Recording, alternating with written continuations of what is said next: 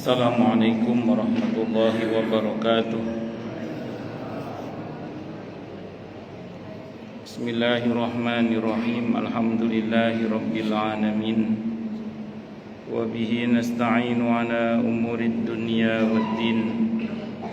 Wassalatu wassalamu ala asyrafil anbiya'i wal mursalin, Sayyidina wa habibina wa syafi'ina wa qurrati a'yunina wa maulana Muhammadin wa ala alihi wa ashabihi wa dzurriyyatihi ajma'in, amma ba'd. Asyhadu an la ilaha illallah wa asyhadu anna Muhammadar Rasulullah wa ufawwidu amri ilallah, innallaha basirun bil ibad. Hasbiyallahu la ilaha illa huwa alaihi tawakkaltu wa huwa rabbul arsyil azim. Qala Allah ta'ala fi kitabihil karim hikayatan an nabiyillahi Musa alaihi salam. Rabbi syrah li sadri wa yassir li amri wahlul 'uqdatam min lisani yafqahu qawli. Para alim, para asatid, para asatidah, para sepuh, para bini sepuh, para tokoh masyarakat, hadirin hadirat sekalian, hafizani wa hafizakumullah, bil khusus segenap pengurus Masjid Al-Husna yang semoga pengurusnya dan jamaahnya selalu dalam naungan rahmat, barokah, perlindungan serta bimbingan Allah Subhanahu wa ta'ala. Amin, Allahumma amin, insyaallah. Allahumma inna nas'aluka ilman nafi'a wa rizqan thayyiba wa amalan mutaqabbala wa fatahallahu lana futuhal arifin. Allahumma inna na'udzubika min ilmin la yanfa' wa amalin la yurfa' wa qalbin la yakhsha' wa du'a'i la yusma'. Allahumma ati anfusana taqwaha wa zakkiha anta khairu man zakkaha anta waliyuha wa maulaha. Amin, Allahumma amin, insyaallah. Masih melanjutkan kajian kita tentang kitab At-Tadhkirah karya Al-Imam Al-Qurtubi rahimahullah rahmatan wasi'ah wa rahimallahu ulama al-muslimin. Qala al-muallif rahimahullahu ta'ala wa nafa'ana bihi wa bi'ulumihi fid dharain, amin. Bismillahirrahmanirrahim. Sebelum kita masuk ke bab tentang talqin, ada sisa pembahasan kemarin. Wa qala Zaid bin Aslam, dan telah berkata siapa Zaid ibn Aslam. Apa kata Zaid ibn Aslam? Yu'ta, didatangkan birrojuli, seseorang, yaumal qiyamati, pada hari kiamat. Ini riwayatnya sahih Imam Al-Baihaqi dan Abdul Razzaq rahimahumullah rahmatan wasi'ah. Yu'ta, didatangkan birrojuli, seseorang, yaumal qiyamati, pada hari kiamat. Fayuqalu, maka dikatakan kepada orang tadi, intaliqu bihi ilan nar, bawa orang ini ke neraka. Jadi orang yang didatangkan tadi itu disuruh dibawa ke neraka.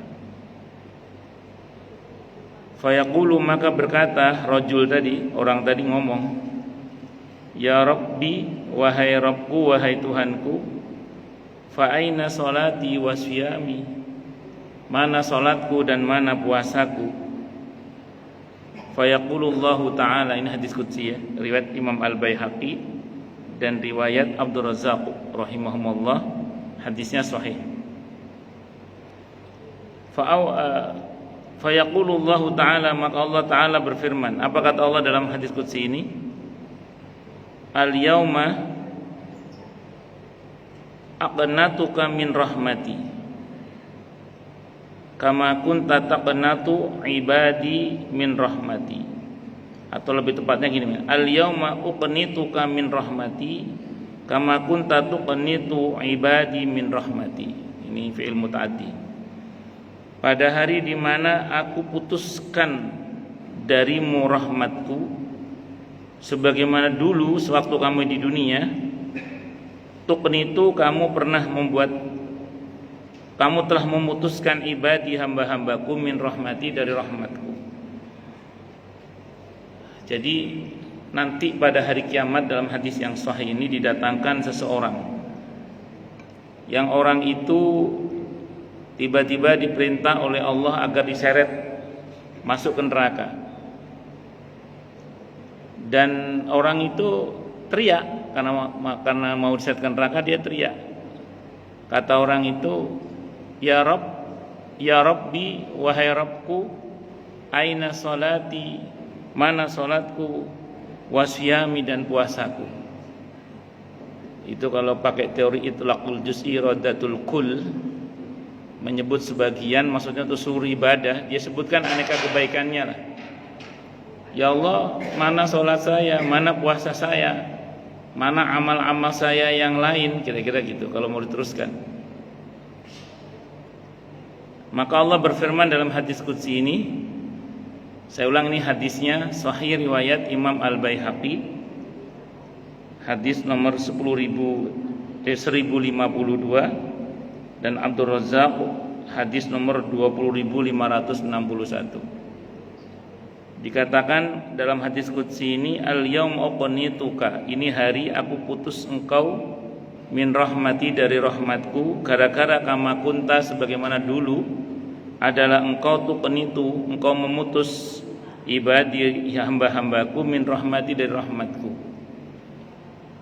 Jadi ada model orang di dunia itu saking rajinnya beribadah, terus menuntut agar orang lain seperti dia, sehingga kalau ada orang tidak seperti dia itu digembosi, sehingga akhirnya orang merasa berat terhadap agama ini, terus dia merasa berputus asa terhadap rahmat Allah.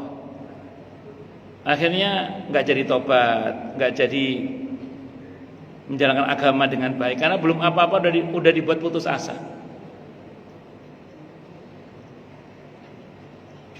Makanya kata para ulama, keras pada diri sendiri tapi lembut ke orang lain, itu diantara metode dakwah. Jadi kalau ke kita sendiri kita disiplin, didik diri kita sekeras mungkin, tapi kalau ke orang lain itu selembut mungkin. Makanya perintah Nabi kepada para sahabat ketika akan berdakwah, kata beliau, yassiru wala tu'assiru, permudah jangan dipersulit, basyiru wala tunaffiru, berikan kabar gembira dan jangan buat orang lari dari agama ini. Maka Siti Aisyah radhiyallahu anha dalam satu makalahnya, beliau pernah memesankan kepada para mufti dengan mengatakan, hendaklah orang yang akan berfatwa itu mikir apakah fatwanya itu, jawaban di atas pertanyaan orang itu akan membuat yang bertanya itu semakin dekat dengan agama ini atau justru semakin lari dari agama ini. Jadi jangan kesankan bahwa agama ini berat, karena nanti takutnya orang belum apa-apa udah berputus asa terhadap rahmat Allah, akhirnya alih-alih mendekat kepada agama ini malah menjauh terhadap agama ini. Maka di dalam adab berfatwa itu diantaranya ya mempermudah tadi itu. Kecuali bagi sebagian orang yang memang sudah pada tahapan lebih serius dalam keberagamaannya. Makanya nanti jawaban seorang mufti kepada orang yang meminta fatwa itu bisa berbeda-beda, tergantung dari siapa yang dihadapinya. Apalagi kalau kita bicara fikih dakwah, itu sangat dinamis sekali nantinya itu. Jadi ngoten nggih, jadi jangan bikin wajah agama ini serem sampai kemudian orang akhirnya takut dalam beragama. Tunjukkan aneka kemudahan-kemudahannya. Tunjukkan betapa Allah itu maha kasih, maha sayang, maha pengampun, maha baik, maha pemaaf, hobinya memaafkan dan seterusnya, sehingga orang merasa nyaman dalam beragama ini. dengan aneka kemudahan-kemudahan di dalamnya memang. Dan memang ad-dinu yusrun, agama ini mudah. Karena begitu Anda mengatakan sulit, langsung berlaku kaidah al-masyaqqatu tajribu taisir. Kesulitan itu menarik pada kemudahan. Begitu kita mengatakan sulit, asal betul-betul sulit ya, bukan pura-pura, asal betul-betul sulit, maka kita dipersilakan memilih yang lebih ringan. Idza jtama'a mafsadatani faru'iyya birtikabi akhaffihi. Kalau ketemu dua hal yang sama-sama buruk, sama-sama pilihannya sama-sama buruknya, maka pilih yang risikonya lebih ringan. Dan dalam satu hadis yang sahih disebutkan ukamakal, tidaklah aku kata Nabi dihadapkan pada dua pilihan kecuali aku pilih yang lebih mudah selama itu tidak perbuatan dosa. Itu seperti itu. Dan itu sikap yang sepatutnya kita lakukan dan kita sampaikan kepada umat ini, supaya umat ini tidak merasa berat di dalam mengamalkan agama ini, terus belum apa-apa akhirnya lari. Gara-gara agama kita tampakkan dalam bentuk wajah yang seram. Itu seperti itu. Itu yang pertama. Kalau menukik pada contoh di antaranya ya, contoh. Saya pernah baca dalam kitab Riyadhus Shalihin di bab tentang keutamaan memaafkan. Ceritanya ada orang itu wis gampangane ndowablek lah. Ndowablek. Saking ndowablek itu ada orang yang secara sombong berkata begini, kamu tidak akan diampuni oleh Allah. Ada orang ngomong gitu sama orang yang berbuat dosa tadi itu, kamu tidak akan diampuni oleh Allah. Itu dalam hadis itu Allah murkai. Kalau bahasa kita sotoy loh, kira-kira gitu. Sok tahu kamu, kok aku tidak akan memaafkan dia.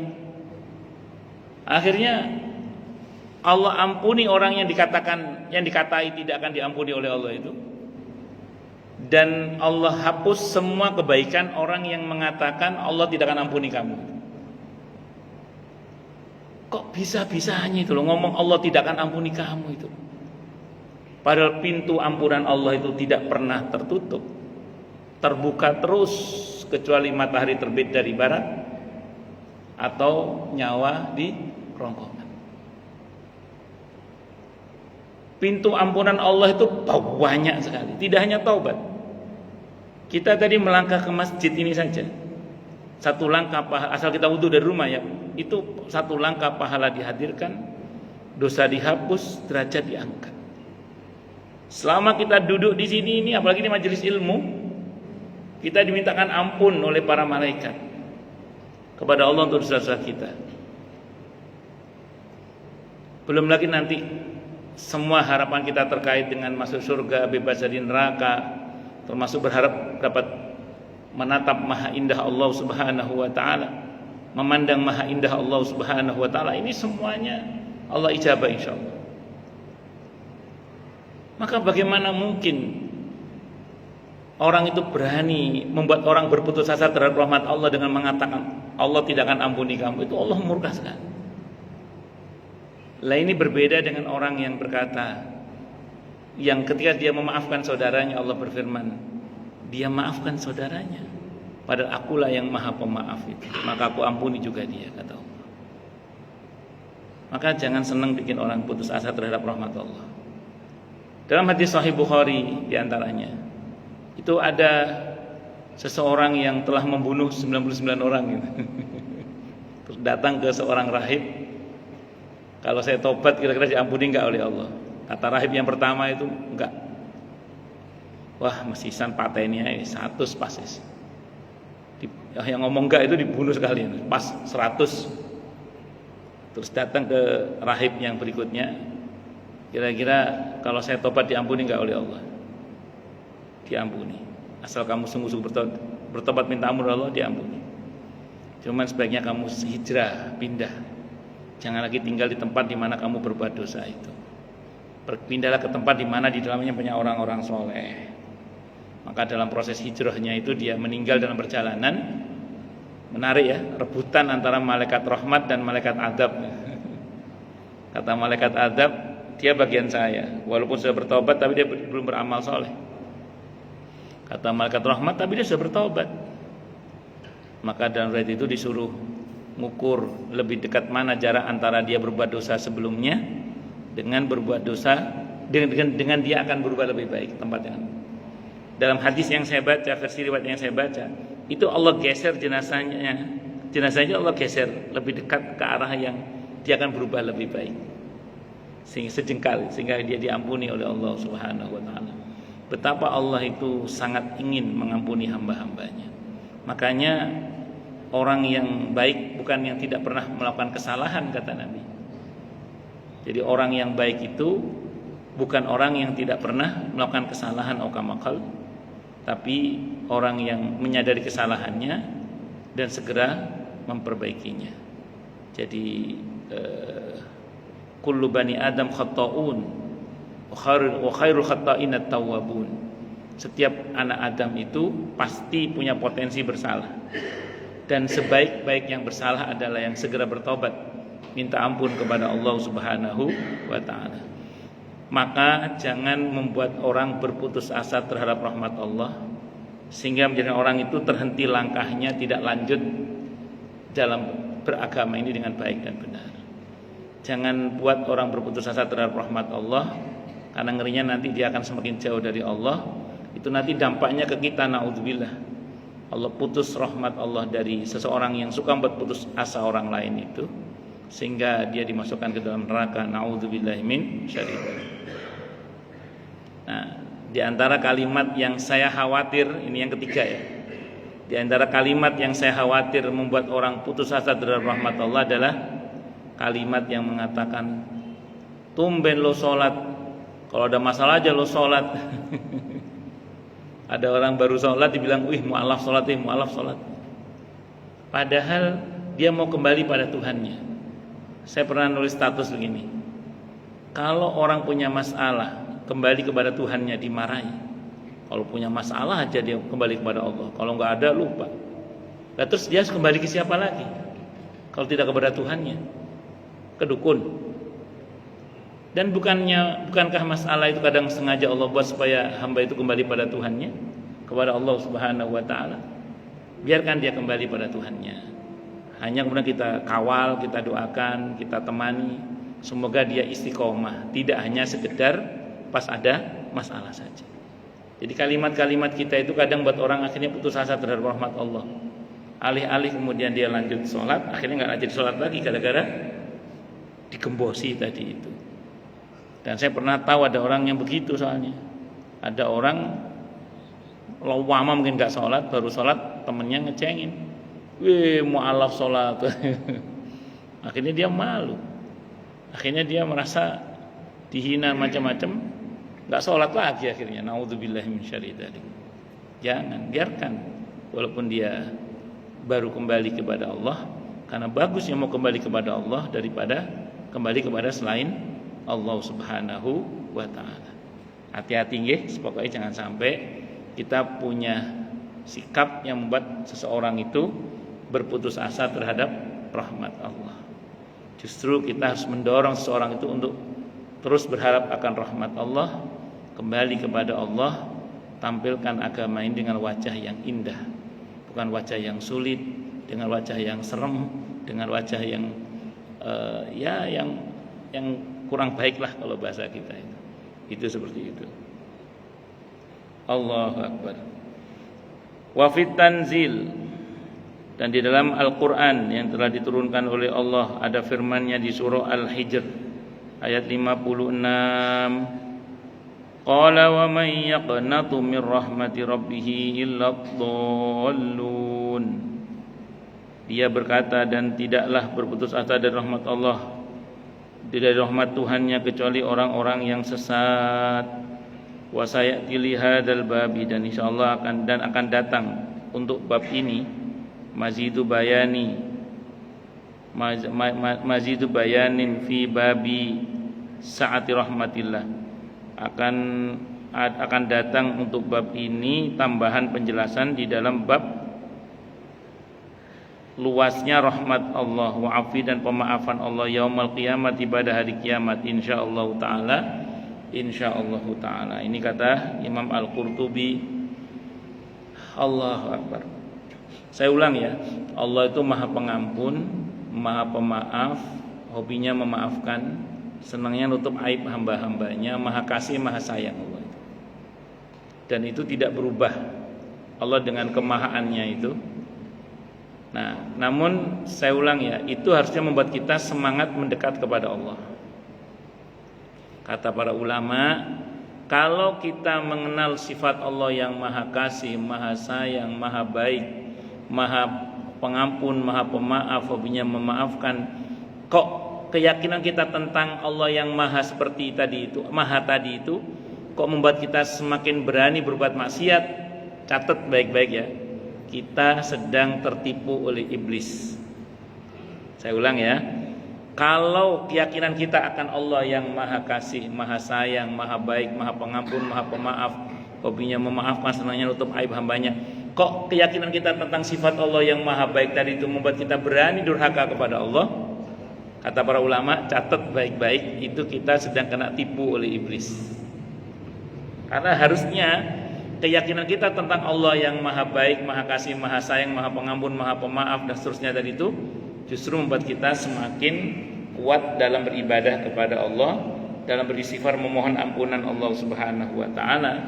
Jadi harusnya menjadi bahan tenaga kita untuk semakin mendekat kepada Allah Subhanahu wa taala. Nah, itu nggih, jadi jangan sampai salah menggunakan keyakinan tentang Maha Baiknya Allah untuk berani durhaka kepada Allah Subhanahu wa taala. Baik, berikutnya babun aihada babun atau babu talqinil mayyit. Ini adalah bab tentang menalqin mayit. Orang yang akan mati maksudnya. Di sini mayit maksudnya orang yang akan mati ya. La ilaha illallah dengan ucapan la ilaha illallah. Jadi bab talqinil mayyit la ilaha illallah, bab membimbing orang yang akan mati dengan ucapan la ilaha illallah.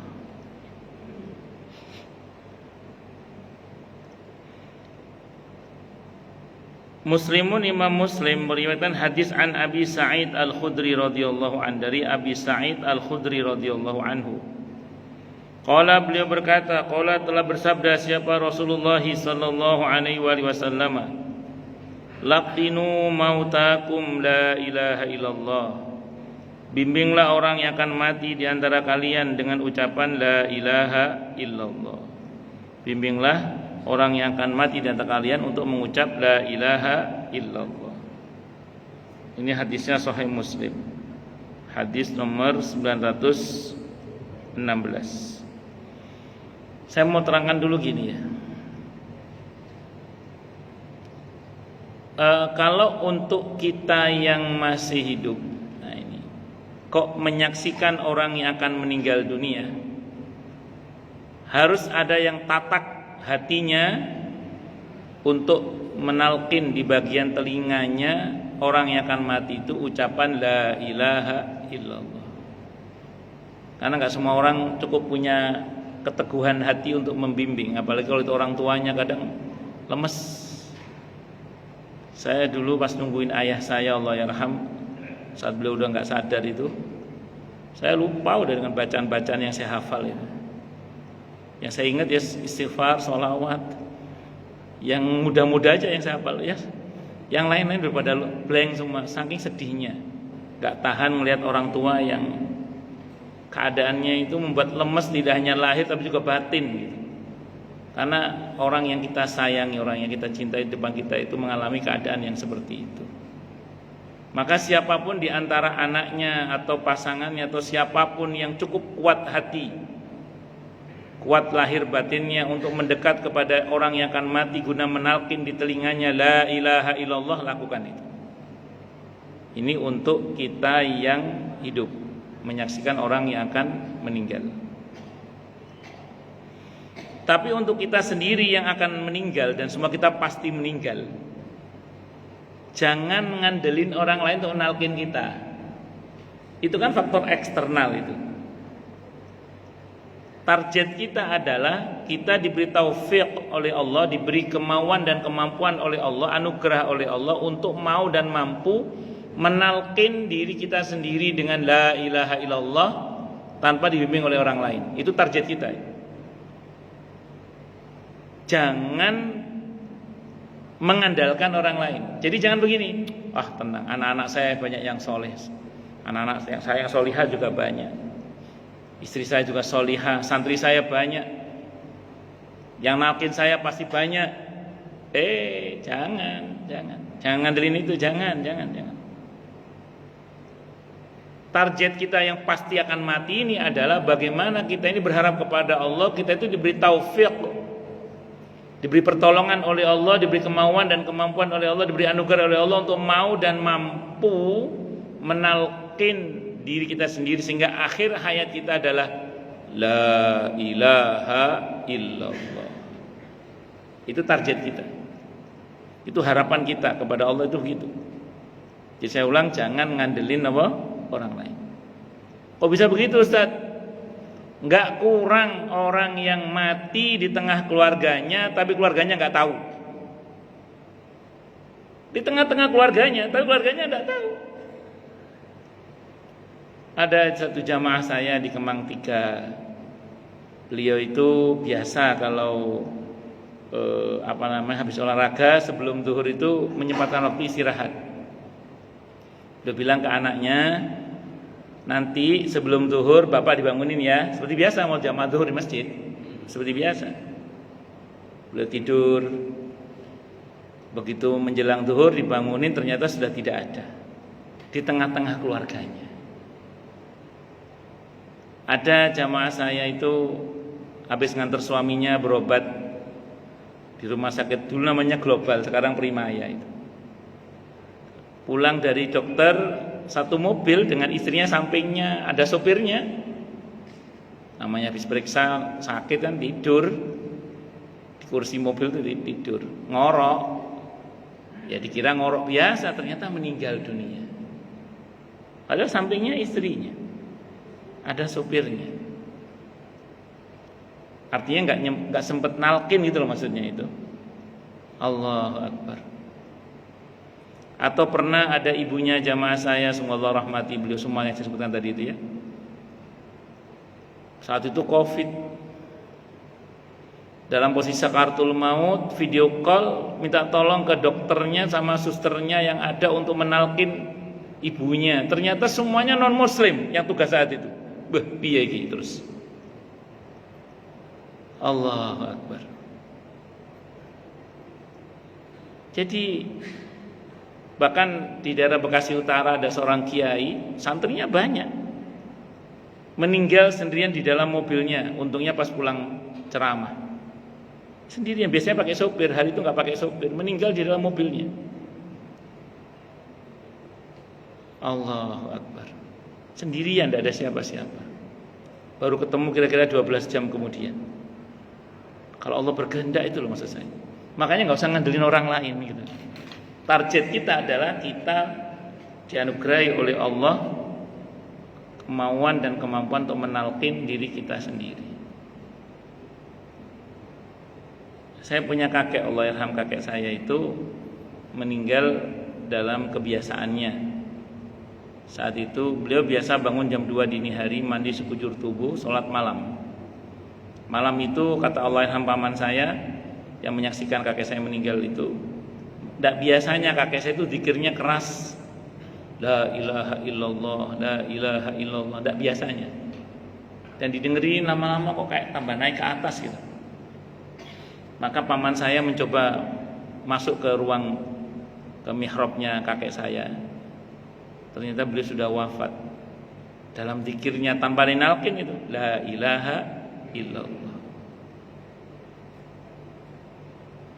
Allah yarham Ki Haji Sahal Mahfud, kesaksian dokter yang menemani beliau.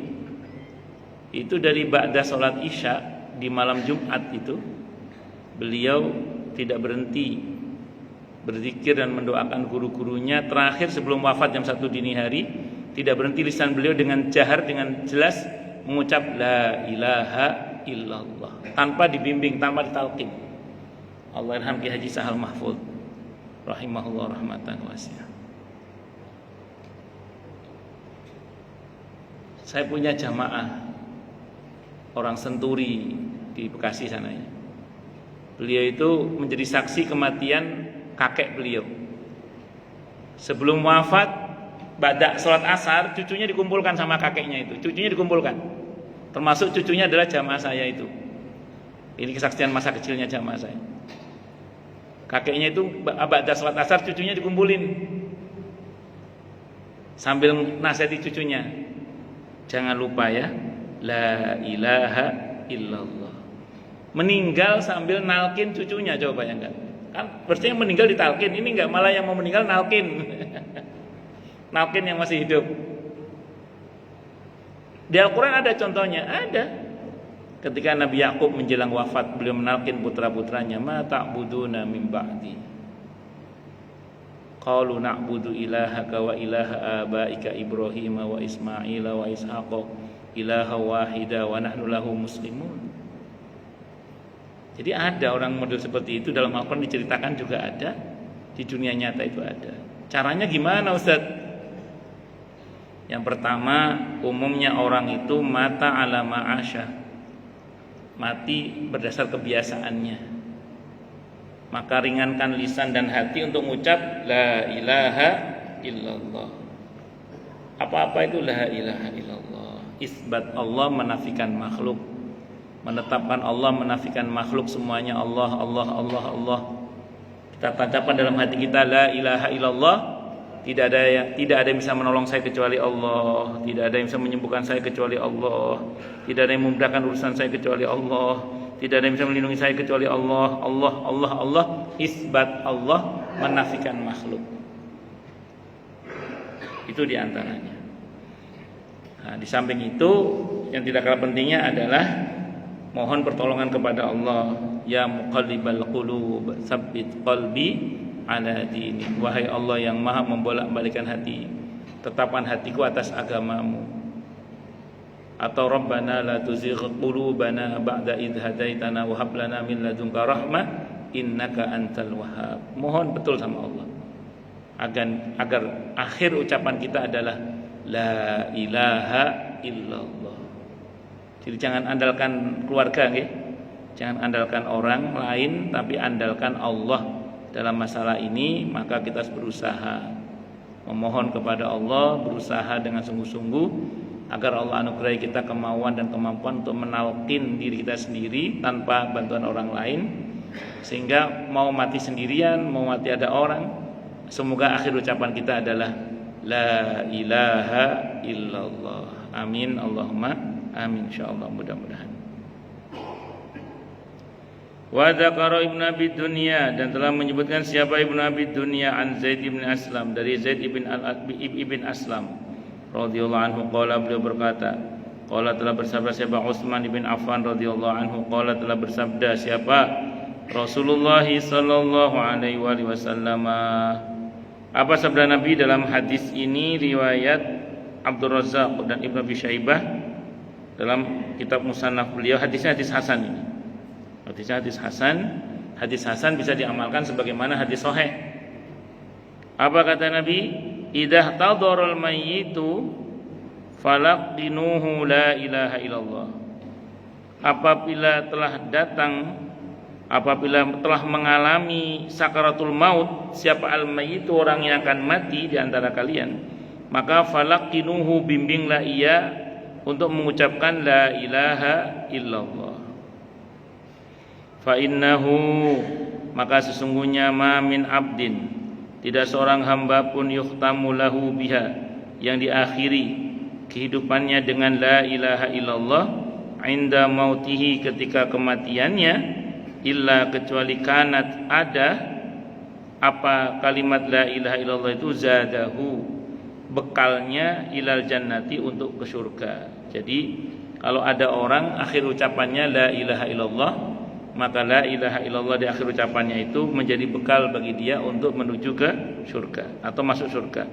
Wa qala Umar bin Al-Khattab radhiyallahu anhu, berkata siapa Umar bin Al-Khattab radhiyallahu anhu, uhduru mautakum, datanglah kalian kepada orang yang akan mati di antara kalian, walaqinuhum, dan bimbinglah mereka mengucap la ilaha illallah, wa dzakiruhum, dan ingatkanlah mereka, fa innahum yarawna ma la tarawun, karena orang yang sedang mati itu dia bisa melihat apa yang kalian tidak bisa lihat. Wallahu a'lam bishawab. Kita break adzan dulu. Oke, monggo silakan.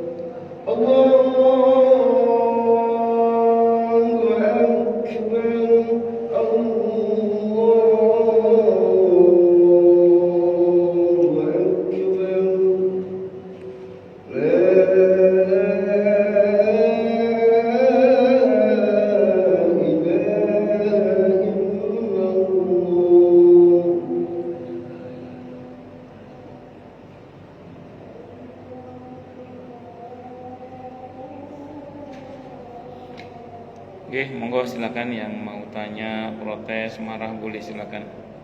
Masalah itu masalah yang lain boleh, monggo kalau ada. Oke, monggo Pak.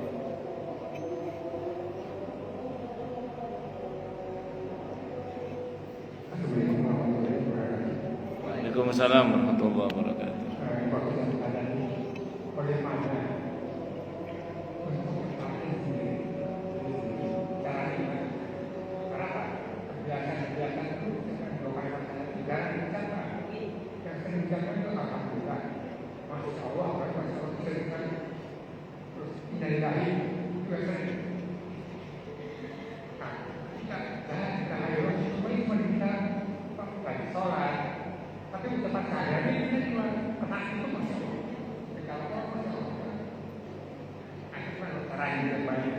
Bagus.